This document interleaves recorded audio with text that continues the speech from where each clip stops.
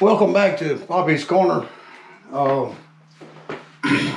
Today we're going to be installing some T-tracks in this workbench. I started the first one already. This is going to allow easy on and off for a lot of accessories and maximize some workspace on the bench. This one will go about here. I measured carefully. They should be 4 inches center to center when I get finished. Some people use a clamp to hold their straight edge in place. I've seen them slip with clamps. So I like to screw mine in.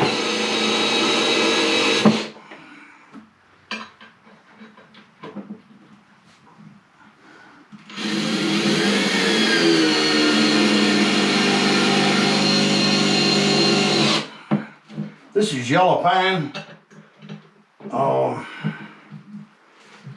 Not as hard as oak. Pretty easy to work with.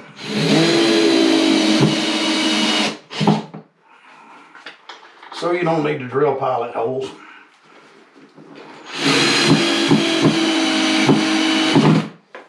There. Now, measure twice, cut once.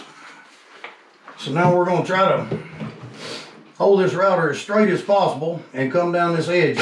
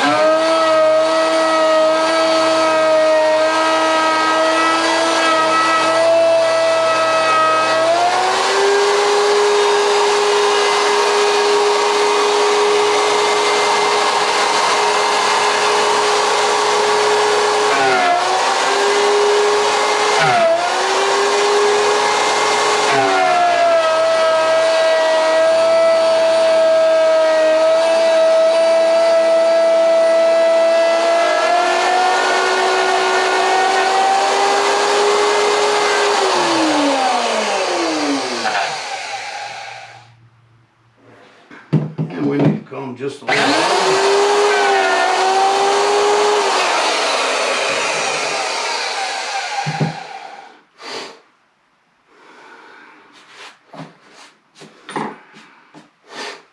That's looking pretty good. We'll clean this track out a little bit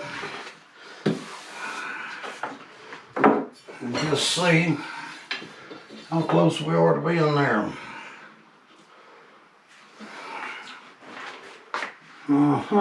We need to come up about another ½ inch. So we'll just mark that.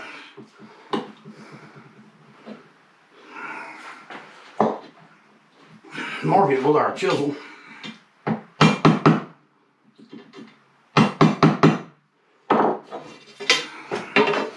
So we'll know where to stop. You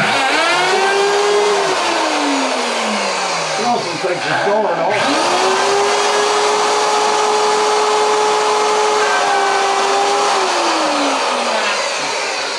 Makes it a little easier to see what you're doing. It is advisable to wear safety glasses when you do this kind of thing. Then we'll mortise this little edge out where we've got a square end to work with here.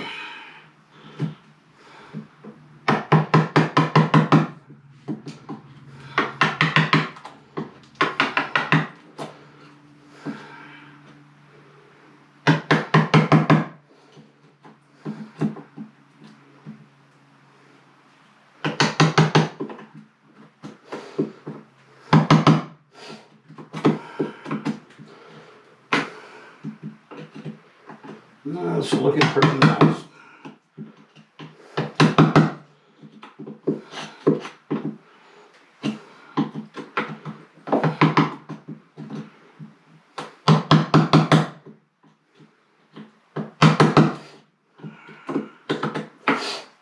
So we'll clean that track out again.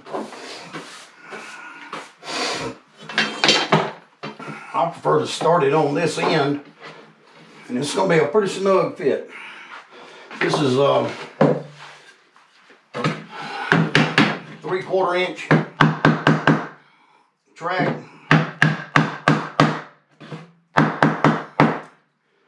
The router bit marked about 345. So we'll get it laid in and put it down with, I'm just using some drywall screws. This is a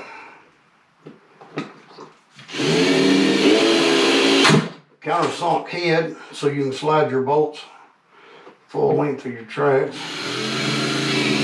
Pretty important here that you get your screw center of this hole to start with.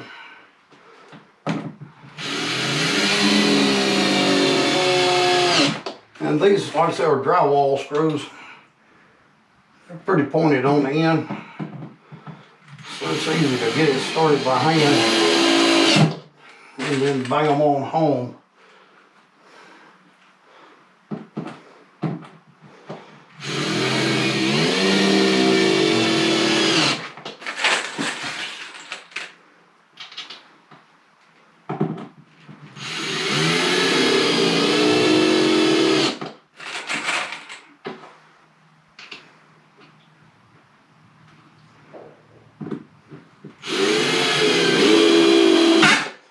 Like this T-track, picked it up on Amazon, reasonably priced for a 2-pack.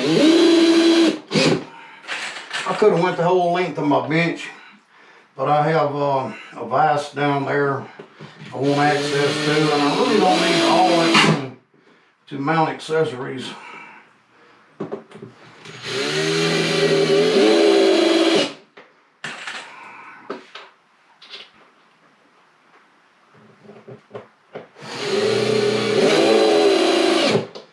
Another thing you want to make sure you do is start at one end and work to the other. So if you have any ridges or bumps in your track, that will pull down on the way.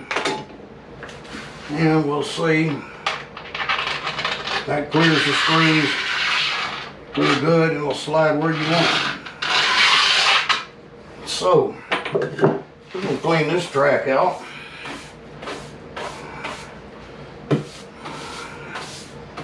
When I finish, I'll get the shop vac out, get it all cleaned up. Get this straight edge back out of the way.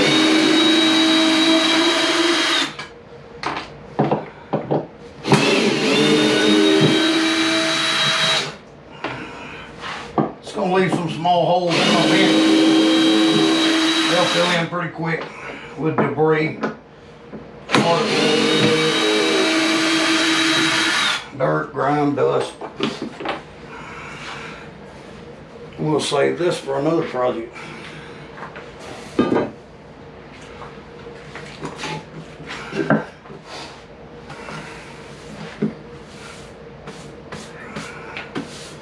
All this cleaned out of the way. And just to show you the purpose,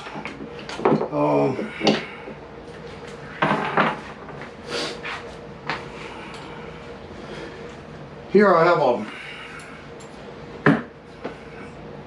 RCBS primer pocket swage tool, bench mount. What we'll do with it, spring a couple of bolts in like this.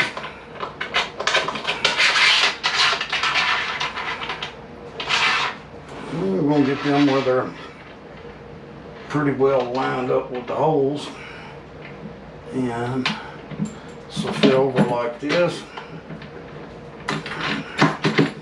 Like so. Then you got some little wing nuts. You just clamp that down where your wing nuts. Get them pretty snug. That's nice and solid.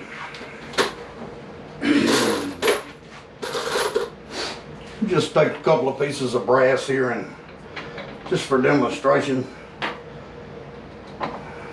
drop that down, give that a little push in. As you can see, it's very sturdy. It's not going anywhere. And I space the wing nuts out far enough that you're not going to hit your hand on it on either end.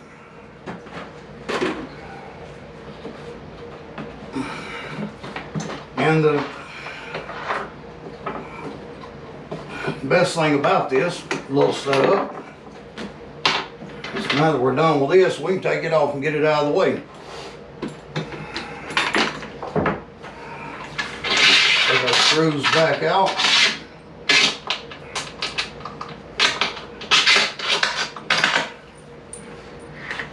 If you'd like, you can buy some little 3/8 square strips to go in here and fill this when you're not using one of your accessories.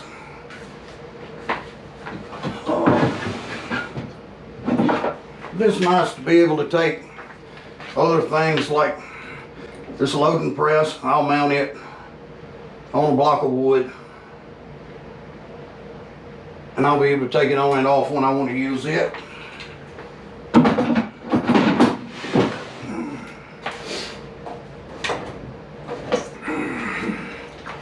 I'll do the same thing with my belt filling machine. It's not very often that I load belts, but when I do, instead of having to put screws in the table, I'll have this mounted to a nice block of cedar or oak. Probably turn it this direction to make it easier to operate.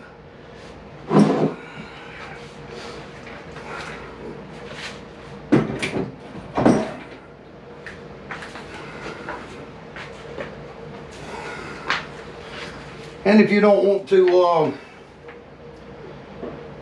get the little square strips to go in there, you can always pick a nice mat like this one that came from Real Avid. He has disassembly instructions for a Ruger 1022. It's a nice cleaning mat, and it prevents anything from falling in the slots.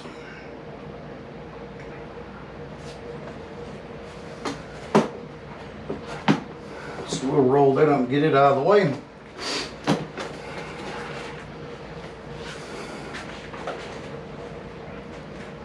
And thanks again for watching Poppy's Corner.